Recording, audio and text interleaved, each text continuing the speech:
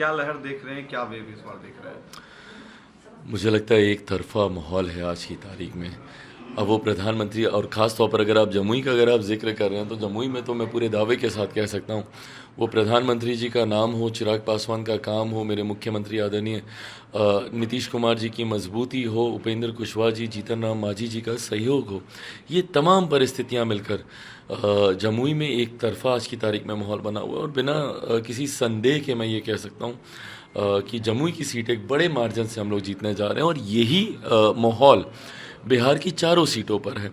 जिस तरीके से गठबंधन ने मजबूत होकर हम लोगों ने अपनी बातों को जनता तक पहुंचाया और ये एक ईमानदार एकता गठबंधन की दिखी।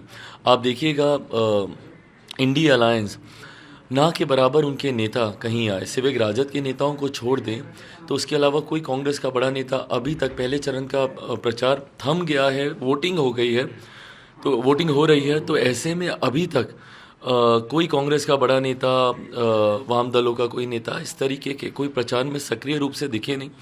स्वाभाविक भी है क्योंकि वो लोग जानते हैं कि ये चुनाव उनके लिए बहुत ज़्यादा कठिन है, हर बार से ज़्यादा कठिन है। तो इसीलिए पूरी उम्मीद, पूरा विश्वास है पहले चरण की चारों सीटें बिहार से हम लोग जीत रहे हैं। एक वीडियो वायरल हुआ जिसमें आपके परिवार को और आपको गाली दी जा रही थी तेजस्वी की सभा में, क्या कहेंगे उस वीडियो के बाद जब आपने उसको देखा? भाई ये तकलीफ़ देता है, दुख होता है, और दुख ज़्यादा तब होता है जब मेरे छोटे भाई मंच पर होते हैं और उनके सामने मेरे परिवार के लोगों को इस तरीके से गाली दी जाती है और वो कवर अप करते हैं। मैंने सुना नहीं, छोटी बातों को तूल नहीं देना चाहिए। ये कतई छोटी बात नहीं हो सकती है। कोई एक आदमी मुझे बता दीजिए इस दुनिया में जिसकी माँ को गाली दी जाए और वो बोले कि ये छोटी बात है और ये इन बातों को मुझे तूल नहीं देना चाहिए। मैं कम से कम अपनी प्रतिक्रिया सदैव शब्दों में रख सकता हूँ, इतना तो अधिकार है मेरे पास ना। मैं आपकी तरह या आपके कैडर की तरह मैं दबंगई हुड़दंगी नहीं करता हूँ।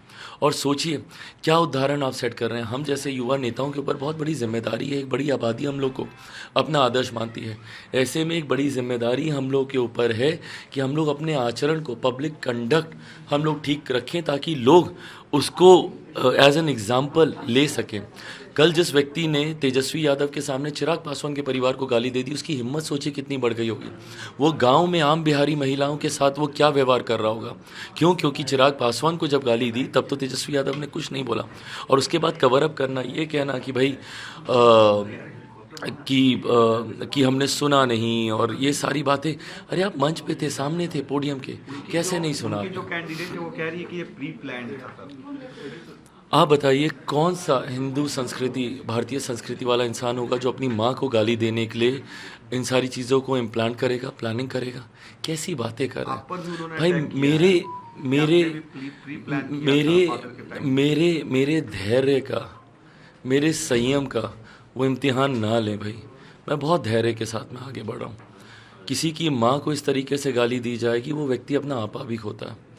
इस तरीके से मैं बहुत धैर्य, मैं बहुत संयम के साथ मैं इन सारी बातों को मैं रख रहा हूँ। आक्रोशित हूँ, गुस्सा है, और तेजस्वी से मुझे बहुत ज़्यादा दुख भी है कि आपके सामने मेरे लिए राबड़ी देवी जी मेरी माँ है, बात ख़त्म।